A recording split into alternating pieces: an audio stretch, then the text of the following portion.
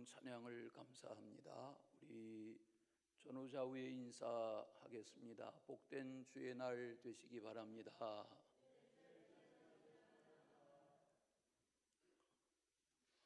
잠언과 전도서는 아시는 대로 솔로몬의 기록으로 되어 있습니다. 우리는 잠언과 전도서의 말씀들 중에서 주옥 같은 교훈의 말씀들을 적지 않게 기억합니다. 솔로몬은 다윗의 아들로 태어난 여러 왕자들 중에 한 사람으로 20살에 돌아가신 아버지 다윗의 대를 이어 왕이 되기를 원하는 여러 왕자들이 있었지만 하나님은 다윗의 뒤를 잇는 왕으로 20살에 솔로몬이 왕이 되게 하셨고 60에 세상을 떠났습니다. 우리는 솔로몬의 기록들과 솔로몬의 생애를 압니다. 그 중에 오늘 청년주의를 맞이하는 오늘 청년이여 이렇게 말한 이 전도서의 후반부의 말씀을 통해서 은혜를 나누려고 그럽니다. 오늘은 청년주일이기도 하고 또 스승의 주일이기도 하고 우리 감리교의 창시자인 존 웨슬리의 회심 기념 주일이기도 합니다. 오늘 말씀 9절에 보시면 11장 9절에 청년이여 그랬습니다. 다 같이 청년이여. 그러면 누가 청년입니까? 언제부터 언제까지가 청년입니까? 오늘 말씀에 청년이여 그랬는데 영어 성경에 보니까 young man 그랬습니다. 그럼 누가 young man입니까? 우리 감리교의 선교사인 헨리 아펜셀러 선교사는 신혼부부로 1885년 4월 5일 제물포항에 부활절 새벽에 도착할 그 당시에 27살이었습니다. 같은 배를 타고 왔던 호레스 언더우드는 한 살 어린 26살 미혼이었습니다. 헨리 아펜셀러는 17년 동안 이 땅에 머물렀고 목포에서 열리는 성경번역위원회의 밤배를 타고 인천항을 출발해서 한밤중에 충청도 앞바다를 지나다가 일본 상선과 안개 속에서 부딪혔고 수영선수 출신이었던 저가 누구 한 명이라도 더 구해보려고 가라앉는 배 밑창에까지 뛰어내려가며 구명운동을 벌이다가 가라앉는 배에 자신은 건지지 못하고 함께 침수됐습니다.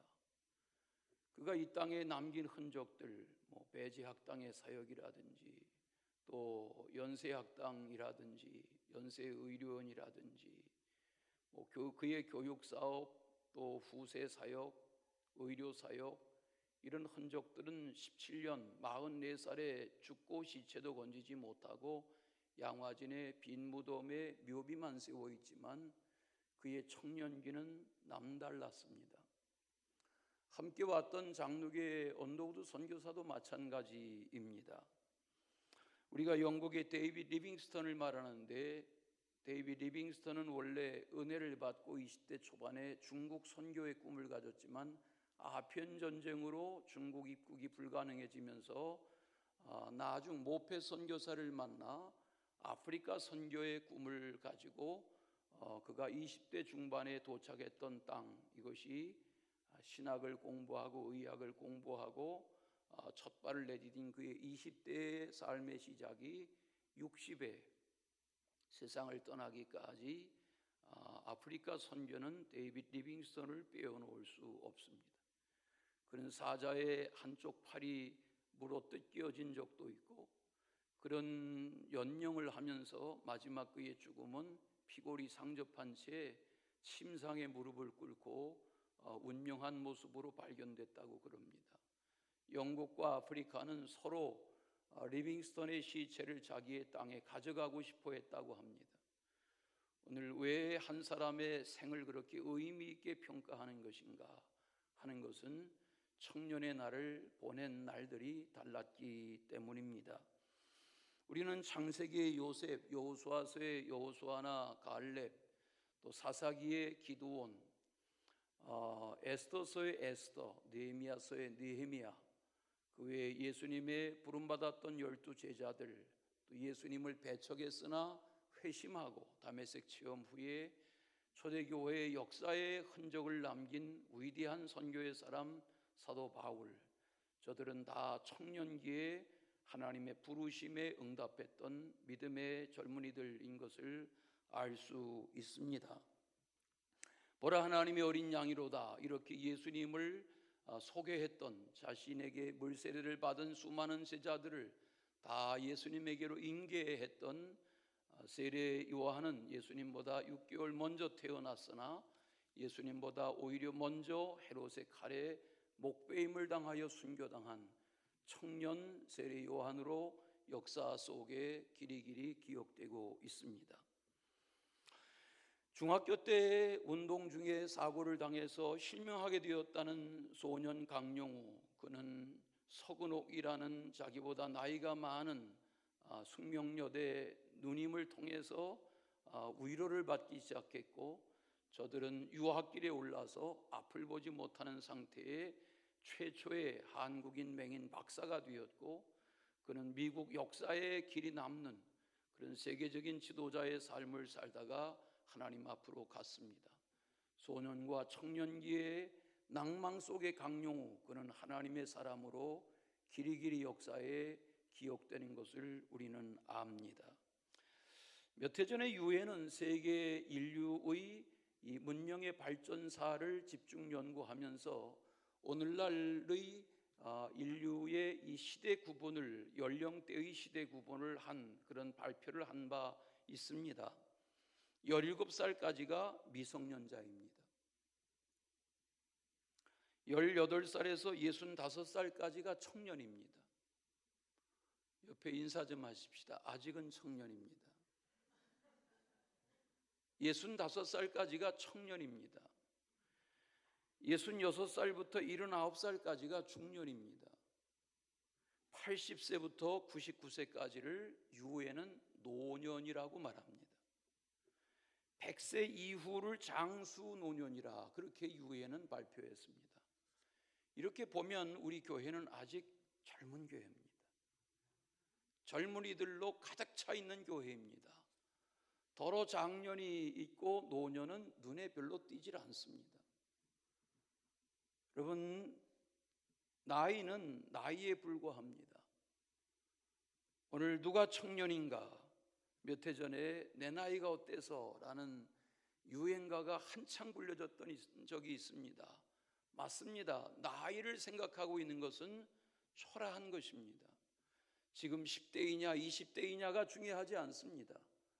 김영석 박사는 100세가 넘었어도 청년 이상의 기상으로, 두 아들들이 이미 다 70대가 들어선 철학 교수이지만 아들들에게 결코 밀리지 않는 그런 100수세 이상의 삶을 살아가는 것을 봅니다.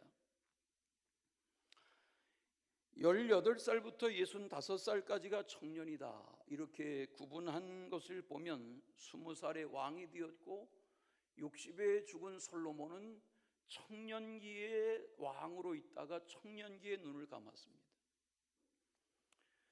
참으로 나이는 숫자에 불과합니다. 몇 달 전 다시 전도를 시작하면서 우리 구파발역 토요일 전도 현장에 나섰는데, 거기 자전거 데크에 어느 연세가 지긋한 분이 자전거를 풀고 있었습니다. 큰 키에 반듯한 체구에. 물어보지도 않았는데 주변 사람들에게 웃으면서 자기의 나이를 알아맞추라고 했습니다. 내 나이가 몇이나 돼 보이요? 저도 말에 응했습니다. 70대 초반쯤 되어 보이시네요. 그랬더니 웃으면서 그분이 하는 말이, 내가 올해 94입니다. 헬스클럽에서 헬스하고 지금 자전거 타고 집으로 돌아가는 길입니다. 이렇게 말하는데, 저보다 훨씬 큰 키에 꼿꼿한, 군살 하나 없는, 그야말로 청년과 같은 얼굴에 윤기가 나는 그런 90대의 어른을 만나본 기억이 있습니다. 요즘 농촌에는 경운기를 운전하는 90대 노인들도 흔히 만날 수 있습니다. 최근에 우리 조 바이든 대통령은 81세인데 다음 선거에 재선에 도전하려 하고 있습니다. 국무장관으로 세계 역사에 기억되는 미국의 헨리 키신저는 유태인인데 올해 100세라고 그럽니다. 여전히 세계 정세에 대해서 명확한 분석을 하며 조언하는 그런 시대를 살아가고 있습니다. 성경은 누가 청년인가, 또 어떻게 살아가야 할까 하는 교훈을 말씀합니다. 오늘 말씀해 보시면 첫째는 소원을 품고 즐겁고 기쁘게 살아가라 그랬습니다. 어린 때와 청년의 날을 즐겁고 기쁘게 살아가라는 것입니다. 원하는 길을 가고 눈에 보이는 대로 행해라 그렇게 말합니다. 공동번역 성경을 읽어보니까 가고 싶은 데 가고 보고 싶은 것을 보아라 그랬습니다. 새번역 성경으로 읽으니까 내 마음과 눈이 원하는 길을 따라라.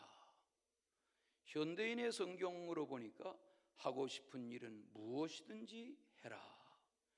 여기 이 성경의 가르침은 저희 삼형제가 자라날 때 저희 아버지가 하던 말과 전혀 다릅니다. 저희 할아버지가 하시던 말과도 전혀 다릅니다. 매일 놀기만 하고 구슬치기만 하고 딱지치기만 하고, 저도 그런 때가 있었어요. 그렇게 하면 저희 아버지나 할아버지는 늘 잔소리 하셨습니다. 야 이놈들아, 그렇게 허구한 날 놀기만 하면 공부 누가 대신 해주냐? 그러면 전 속으로 그랬습니다. 알아서 다 해요. 알아서 다 해요. 놀 때 놀고 할 때 하고. 전도서의 오늘 본문은 젊은 날을 개세라세라 하며 무질서하게 되는 대로 욕망을 따라 살아라 그렇게 부추기는 말은 절대 아닌 것이 분명합니다. 인생을 막 살아도 좋다 그렇게 가르치는 말도 아닌 것이 분명합니다. 왜냐하면 본문 말씀을 잘라서 읽어서 그렇지 그 뒤에 내용을 보면 그렇습니다. 그러나 오늘 같은 구절에 보면 뒤에 그러나 하나님이 모든 일로 말미암아 너를 심판하실 줄 알라 이렇게 경고했습니다. 하고 싶은 대로 하고 놀고 싶은 대로 놀고 보이는 대로 보고 즐겁게 기쁘게 어린 시절과 청년의 날을 사는 것 좋죠. 젊은이는 아무거나 걸쳐도 늠름하고 아무 신이나 신고 돌아다녀도 씩씩하고 그렇죠. 그러나 그 젊은의 날이 영원하지 않다는 거죠. 솔로몬은 다윗의 아들인 거 아시죠? 밧세바의 나중 탄생인 것도 아시죠?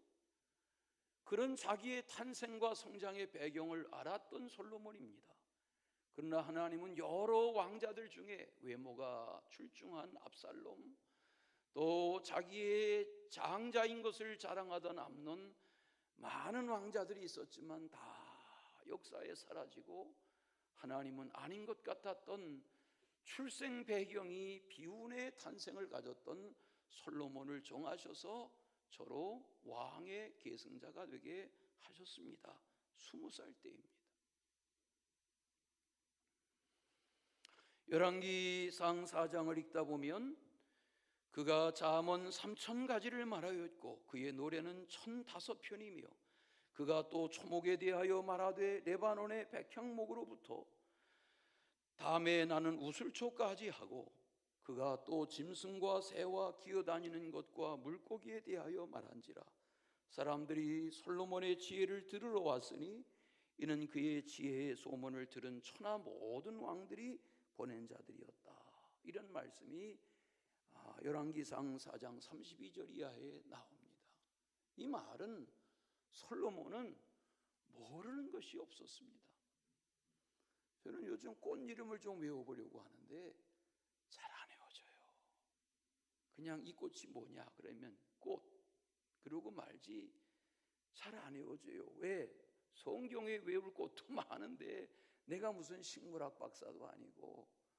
최근에 보니까 우리 윤무부 박사는 아시죠? 새 박사 윤무부 박사는 17년 동안 방송계에서 사라지고 학계에서 사라진 것 같았는데, 그가 너무 추운 겨울날 새 관찰하러 갔다가 그만 뇌졸중이 와서 우수가 마비되고 언어 기능도 마비되고, 그런 그가 재활을 위해서 왼손으로다가 젓가락질을 하면서 콩 100개를 하루에 왼손가락으로 젓가락질을 해서 콩 100개를 이 그릇에서 저 그릇으로 옮기고, 그런 노력을 계속해서 지금 82세인데 다시 재기해서 언어 기능도 재활하고, 휠체어를 타지만 왼손으로 카메라를 작동하면서 전국을 밤낮 누비면서 노익장을 과시하는 그런 청년과 같은 윤무부 박사의 생애를 접합니다.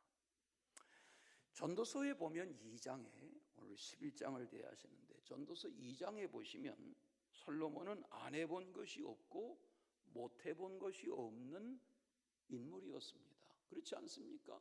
왕인데, 태어나기를 왕자로 태어나고 20살에 왕이 됐는데 하고 싶은 거 못할 게 뭐가 있고, 가보고 싶은데 안 가본 데가 어디 있겠습니까? 그런 솔로몬인데, 물론 그 시대의 왕이라는 지위가, 지금도 권력자는 말의 힘이 있는데 당시의 왕이라는 지위가 물론 왕에게 참견하고 쓴소리하는 곁에 충신들이 없지 않았겠지만, 감히 누가 왕을 이래라 저래라 합니까? 왕이 아닙니까? 그런 저의 생을 기록하는 전도서 2장에 보면 4절 이하에 이런저런 이야기를 쫙 합니다. 풀어서 말하면 이런 겁니다. 내가 안 접은 건물이 없고, 안 싸본 송각이 없고, 안 키워본 물고기가 없고, 안 곁에 안 두었던 동물이 없고, 새나 동물이나 물고기나 정원을 가꿔보지 않은 것이 없고, 연못을 파보지 않은 것이 없고, 사람을 대해보지 않은 사람이 없고, 이렇게 솔로몬은 안 해본 일이 없는 모든 것을 생각하면 그 생각이 다 꿈이 현실로 이루어지는, 그렇지 않습니까? 왕인데, 아버지가 갖고 오는 40년 왕국의 대를 이은 이스라엘의 왕인데 부족한 것이 뭐가 있겠습니까? 심지어는 솔로몬의 때에는 솔로몬의 곁에 그를 지키는 자들의 방패가 황금이었습니다. 그런 그가 나중에 고백합니다. 내 지혜도 내게 여전하여 무엇이든지 내 눈이 원하는 것을 내가 금하지 아니하며 무엇이든지 내 마음이 즐거워하는 것을 내가 막지 아니하였다. 이는 나의 모든 수고를 내 마음이 기뻐하였다. 이것이 나의 모든 수고로 말미암아 얻은 분복이다. 그 후에 본즉 내 손으로 한 모든 일과 수고한 모든 수고가 다 헛되어 바람을 잡으려는 것이며 해 아래서 무익한 것을 깨달았다. 이게 솔로몬의 고백입니다. 다 해봤다. 그렇지 않습니까? 왕의 권력과 부를 가지고 나는 안 해본 것이 없다. 그러나 지내며 보니까 해 아래서 다 헛되다는 것을 깨달았다. 이렇게 말합니다. 솔로몬의 곁에는 애굽의 바로의 왕의 딸인 공주 외에 모압의 여인들, 암몬의 여인들, 에돔의 여인들, 시돈의 여인들, 헷 여인들 처첩이, 열왕기상 11장 3절에 보면 후궁이 700명, 첩이 300명이라고 그랬습니다.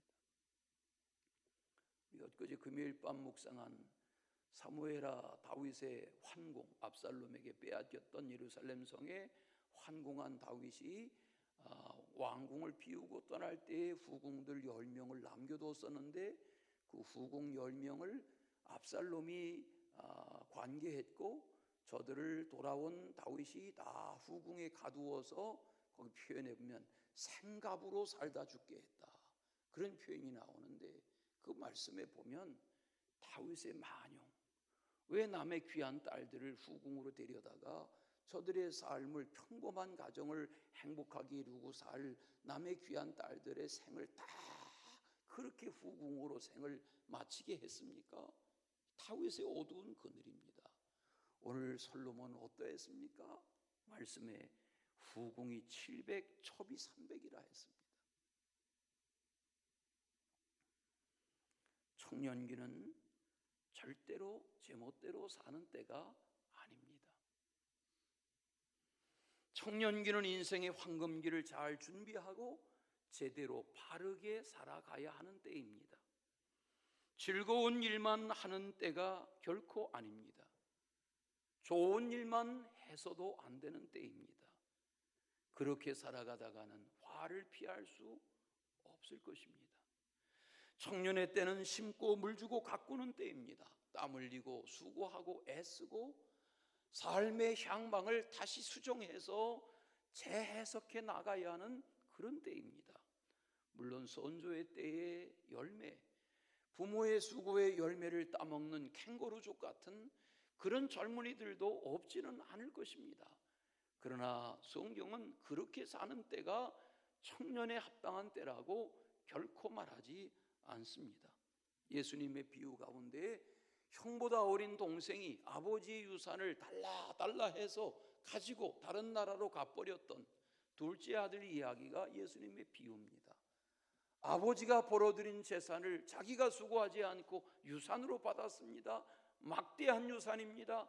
다른 나라에 갔습니다. 대굴 같은 집도 샀습니다. 좋은 차, 남들은 만져보지도 못하는 차도 탔습니다. 떵떵거리며 살았습니다. 주색 잡기를 즐겼습니다. 그런데 벌지 않으며 쓰는 돈은 바닥날 날이 옵니다. 거지가 됐습니다. 남의 나라에서 돼지 우리에 가서 돼지 치는 일을 합니다. 돼지 먹는 죄업열배도 주인이 주지 않아서 못 먹습니다. 그때 아버지의 집을 생각합니다. 아버지의 나라로 돌아옵니다. 마을 어귀에 섰습니다. 아버지가 먼저 남루한 행색인데도 둘째 아들을 알아봅니다. 아버지가 저를 환대합니다. 그 이야기는 뭘 말합니까? 아버지의 은혜가 아니면 청년이라도 재산가라도 유산이 많아도 젊은이라도 아버지의 은혜가 아니면 소용없다는 것입니다. 그렇지 않습니까? 눈을 감기는커녕 눈을 베고도 코베어가는 세상에 어떻게 청년기를 즐겁게 살자, 기쁘게 살자, 가는 대로 가자, 보이는 대로 보자, 이렇게 살아서 청년기를 청년답게 산 청년이 어디 있습니까? 채널A TV의 프로그램 중에 서민갑부라는 프로그램이 있는 걸 압니다. 몇 번 눈여겨본 적이 있습니다. 서민갑부, 청년갑부 이야기입니다. 흙수저로 태어났지만 천신만고 끝에 20대가 가기 전에 수십억 수백억을 주무르는 청년갑부들 이야기입니다. 어떻게 저렇게 됐을까? 그 24시간을 추적해보면 남다른 데가 있습니다. 저절로 되지 않습니다. 우리 교회의 20대, 30대, 40대, 50대, 60대의 아직은 청년인 분들이 적지 않습니다. 청년의 때를 청년답게 사시는 그런 은혜가 있으시기를 축원합니다. 두 번째는 하나님의 심판이 있음을 알라 하는 것입니다. 심판이란 법정 용어입니다.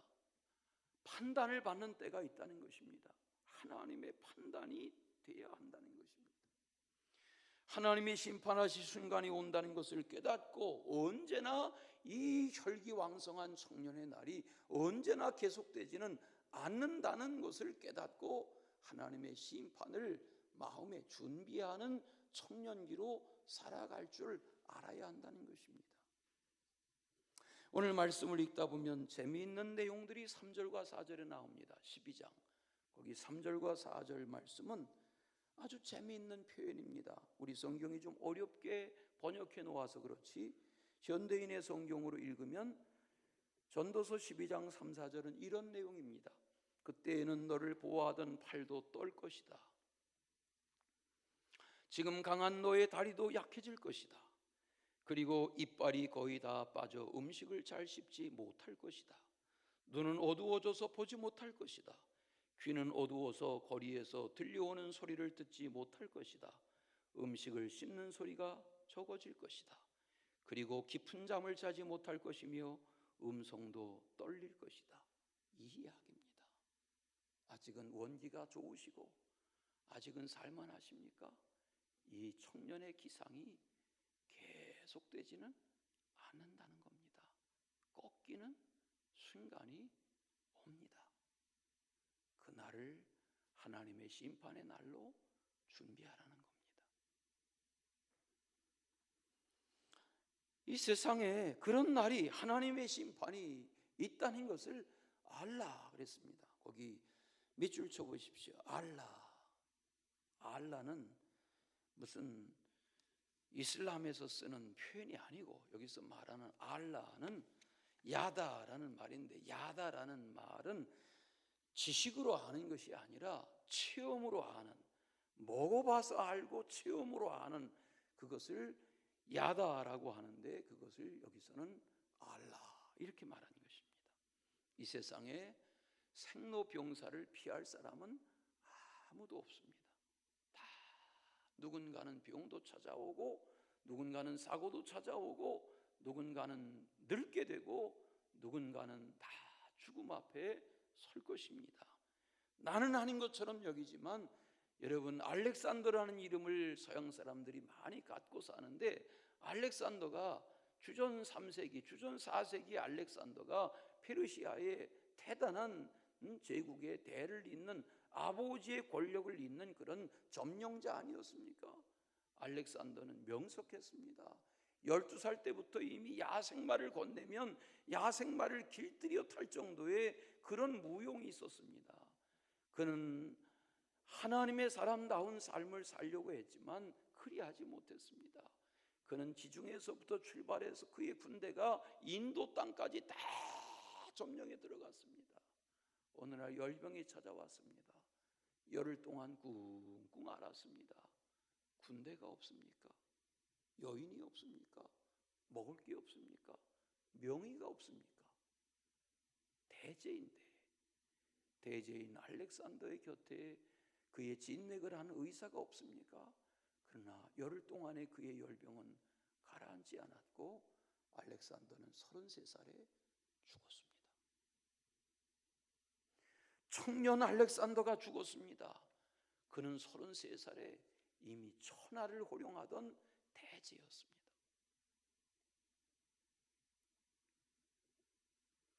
그는 성장기에 아리스토텔레스에게서 직접 배운 그런 학문에도 능했습니다. 문물을 겸비했습니다. 역사적인 인물일 수 있었습니다. 그러나 어느 날 갑자기 그는 역사에서 사라지고 말았습니다. 심판의 날은 갑자기 찾아오는 것입니다. 클레오파트라도 39살에 죽었습니다. 누구에게나 그런 날이 찾아옵니다. 클레오파트라 하는데 어젯밤에 클레오파트라에 대해서 사전을 찾아보니까 클레오파트라가 미모가 어떻고, 목소리가 어떻고, 예의가 어떻고, 교양이 어떻고, 남자를 대하는 매너가 어떻고, 왜 클레오파트라 하고 설명을 하는데, 클레오파트라는 동양의 양귀비처럼 역사의 클레오파트라는 능가하는 여성이 없는 그런 인물이었던 것이 분명한 것 같습니다. 그런데 그도 39살에 죽고 말았습니다. 청년의 때가 영원하지 않습니다. 젊음의 날이 오래가지 않습니다. 인생이 한나절의 꿈처럼, 일장춘몽처럼 100년을 살아도 한 생애가 금방 지나가고 말 것입니다. 하루에게도 밤이 되면 심판의 시간이 있습니다. 이 계절도 심판의 날이 찾아옵니다. 한 해의 끝자락이 한 해를 심판한다면 한 사람의 생애에도 끝자락에 하나님의 심판의 날이 찾아오고 있습니다. 예수님은 마태복음 산상수훈에서 이렇게 교훈하셨습니다. 7장 16절, 그들의 열매로 그들을 알지니 가시나무에서 포도를 또는 엉겅퀴에서 무화과를 따겠느냐. 이 말은 심판의 날이 있는 것을 알고 좋은 나무 인생으로 살아가야 한다 하는 경고의 말씀입니다. 읽다 보면 아름다운 열매를 맺지 아니하는 나무마다 지켜 불에 던지운다. 하나님의 심판의 날이 있다는 거지요. 그들의 열매로 그들을 알게 된다, 이렇게 말합니다. 그 말씀은 이렇게 이어집니다. 예수님이 친히 주여 주여 하는 자마다 다 천국에 들어가는 것 아니다. 다만 하늘에 계신 하나님 아버지의 뜻대로 행하는 자라야 천국에 들어간다. 내가 너희를 도무지 알지 못하니 불법을 행하는 자들아 내게서 떠나가라고 말씀하실 순간이 있다는 겁니다. 무슨 말씀입니까? 오늘 말씀처럼 하나님의 심판이 있다는 것을 알아야 된다는 것입니다. 그러므로 오래 살기만을 바라지 말고 하나님의 마음에 합한 자의 삶을 사는 그런 은혜가 있어야 할 줄로 믿습니다. 잘했다, 착하고 충성되다, 그렇게 인정받을 만한 삶을 사는 그런 은혜가 있으시길 바랍니다. 저희 교회는 아직 큰 교회가 아니라서 무슨 주방 봉사를 한번 해도 그저 1년에 한두 번 하면 좋은 그런 교회가 아니고, 돌아서면 또 순서가 다가오고 돌아서면 순서가 다가오고, 이렇게 주방 봉사도 애를 많이 쓰시고 뭘 해도 돌아서면 내가 또 해야 되고 내가 또 해야 되고 그런 교회인 것이 안타깝지만, 그래도 생각하면 그런 봉사의 기회도 멈출 날이 옵니다. 못할 날이 옵니다. 어제도 전도 현장에 나서면서 생각했습니다. 우리 속장님들 정말 주말 오후가 귀한 시간이지만 해도 너무 하신다. 더워지면 더워서 못하고 추워지면 추워서 못할 텐데 하시자 해도 곱빼기가 안 보이시니까 도대체 이걸 어떻게 하면 좋은가.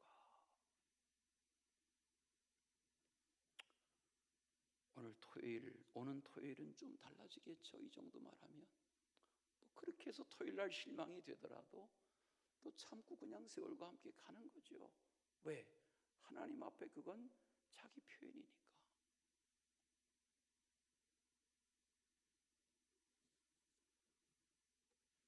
오늘 말씀해 보시면 곤고한 날이 찾아온다는 겁니다.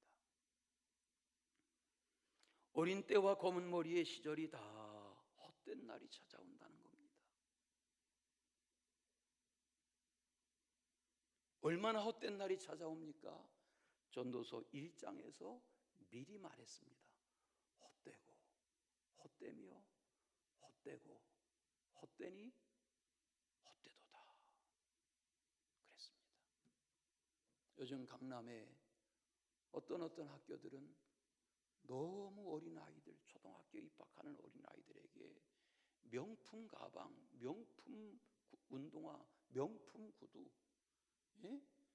너무 초등학교 1학년 아이들부터 명품, 세계적인 명품 백에다가 명품 운동화에다가 명품 잠바에다가, 이러니까 거기 어느 선생님이 글을 썼답니다. 제발 부탁합니다. 그렇게 명품 입히고 명품 가방 매게 하고 싶으면 운전기사 딸려 보내십시오. 큰일 납니다.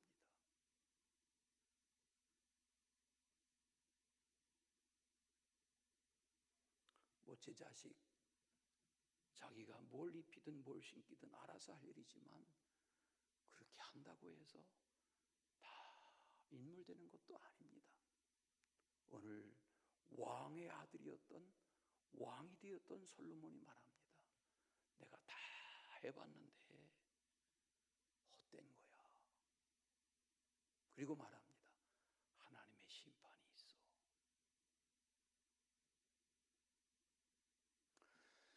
마지막, 때가 늦기 전에 너의 창조주를 기억하라, 이렇게 말합니다. 어린 때와 청년의 때가 다 지나가는 날이 온다는 거죠. 여기 하나님을 12장 말씀에 보면 밑줄 쳐보시겠어요? 창조주 그랬어요. 창조주. 하나님이라 하지 않고 창조주란 말이에요. 창조주가 뭐예요? 만드신 분이란 말이에요. 솔로몬은 누가 만들었어요? 아버지가 만들었어요? 어머니가 만들었어요? 안 해요. 솔로몬도 하나님이 만드신 바 된 거지요. 오늘 우리의 나됨이 하나님의 만드신 바인 것처럼 우리는 깨달아 알아야 합니다. 12장 1절 곤고한 날이 누구에게나 찾아옵니다. 어제 날씨가 참 좋았습니다. 그러나 1년 360날 중에 어제와 같은 날이 계속되지는 않습니다. 누구에게나 인생의 곤고한 날이 찾아올 것입니다. 336장 찬송을 부르다 보면 1절 가사가 이렇게 시작됩니다. 환난과 핍박 중에도 환난 있습니다. 핍박 여전합니다. 그 다음 찬송가가 337장인데 그 찬송가가 이렇게 되어 있습니다. 한번 펼쳐보시겠어요? 337장 펼쳐보시겠어요?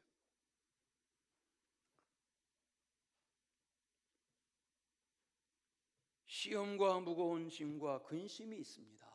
괴로움도 있습니다. 내 인생의 짐이 점점 가벼워지는 것이 아니라 점점 무거워지는 날들도 있습니다.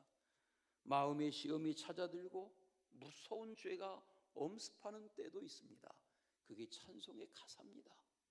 그런 날들을 삽니다. 그럴 때일수록 우리는 걱정으로, 근심으로, 불안으로, 두려움으로, 초조로만 살아서는 안 된다는 것입니다. 믿음으로 이겨내자는 것입니다. 무거운 짐을 아울러 지고 견디다 못해 쓰러질 때 그냥 그렇게 쓰러지는 생으로 끝내지 말고 불쌍히 여겨주시는 구원의 손길, 그분에게 나아가자는 겁니다. 이게 찬송가입니다.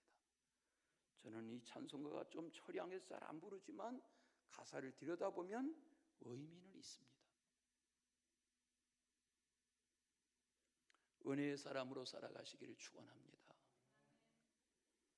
1995년 6월 29일 그 이후에 태어난 분들이 적지 않겠지만 1995년 6월 29일 삼풍백화점이 무너졌습니다. 2만 평짜리 건물입니다. 지하 4층, 지상 5층, 그 당시에 최고의 백화점 중에 하나입니다. 2만 평입니다. 건물이.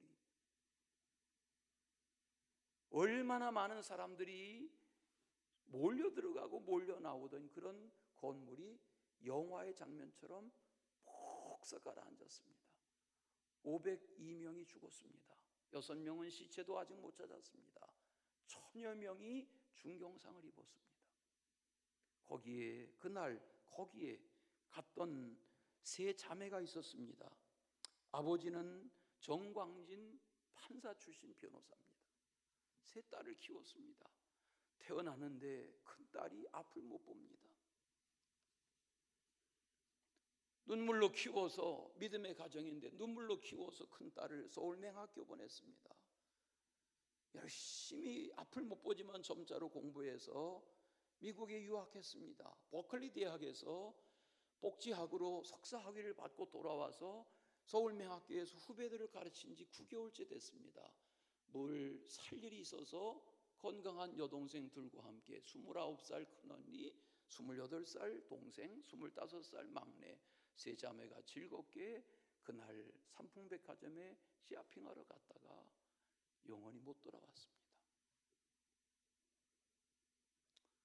그 아버지 어머니가 그런 슬픔을 충격을 안고 살았습니다. 보상금 7억이 나왔습니다. 오래전 이야기죠. 1995년이니까 그 보상금 7억에 재산을 정리해서 5억을 보태가지고 서울맹학교에 큰딸을 생각해서 그런 장애 속에서 꿈을 키워가는 후배들을 위해서 13억의 장학기금을 내놓았습니다. 그리고 그 아버지는 그 어머니 권사님과 함께 그런 일을 위해서 평생을 슬픔을 묻고 마음의 통한을 묻고 오늘까지 살다가 엊그제 그 아버지 정광진 변호사는 엊그제 세상을 떠났습니다. 세상에 이러한 일 저러한 일이 있습니다. 성경은 말합니다. 창조자를 기억해라.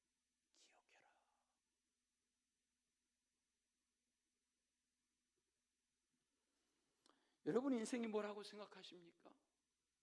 왜 사냐고 물으면 뭐라고 대답하시겠습니까? 삶의 목적이 뭐냐고 물으시면 뭐라고 설명하시겠습니까? 사람이 그냥 이렇게 하루 삼시세끼 먹고 사는 거지 이렇게 대답하시겠습니까? 여러분 하루에 세 끼 먹고 사는 것이 인생의 목적입니까? 성경은 말합니다. 창조주를 기억해야 하고 심판의 날이 다가오는 것을 알라는 겁니다. 요한 웨슬리 목사님이 회심을 경험한 1738년 5월 24일은 수요일 밤이었습니다. 마침 올해가 그런 해입니다. 수요일 밤이 올해 5월 24일 같은 수요일 밤 5월 24일입니다. 285년 전 그 수요일 밤 선교지에서 미국 선교지에서 실패하고 돌아온 이 존 웨슬리 목사님은 갈 곳이 없었습니다. 왜? 선교지에서 돌아왔는데 아직 맡겨진 일이 없습니다. 우울에 빠져 지냅니다. 늘 기도하고 말씀을 묵상하고 수요일 밤인데 어디 예배하고 싶은 마음이 있지만 갈 곳도 마땅히 없습니다. 올드스케이트 거리 가봤습니다. 그 올드스케이트 작은 골목길을 지나가는데 예배당에 불이 켜져 있습니다. 뒷자리에 시작된 예배 뒷자리에 앉았습니다. 담임 목사도 없어서 어느 교인이 마틴 루터의 로마서의 주석 서문을 읽고 있었습니다. 가만히 듣고 앉아 있는데 말씀 속에 마음이 이상하게 뜨거워졌습니다. 일기를 늘 쓰던 요한 웨슬리는 그날 밤에 일기를 썼습니다. 오늘 밤 예배의 자리에서 이상하게 strangely 이상하게 내 마음이 my heart 뜨거워졌다. 뜨거워졌다는 겁니다. 그게 35살 때 경험입니다. 그리고 88살에 죽기까지 그의 뜨거워진 마음의 체험은 식지 않았습니다. 이게 청년입니다. 오늘 예배 중에 마음이 뜨거워지는 분이 계시기를 바랍니다. 그리고 그 식지 않는 열정이 여러분의 삶을 심판대 앞에 설 때 하나님이 칭찬하시는 주인공 되시기를 축원합니다. 사랑의 주 하나님 아버지, 여호와께서 함께 하심으로 하나님의 사람다운 삶을 살았던 믿음의 선진들을 기억합니다. 청년의 때를 세상의 낙으로만 살려 하지 말고 하나님의 사람다운 삶을 살아 주님의 기쁨과 영광이 되는 주인공 각 사람 되게 하여 주옵소서. 예수 그리스도 이름으로 기도하옵나이다. 아멘.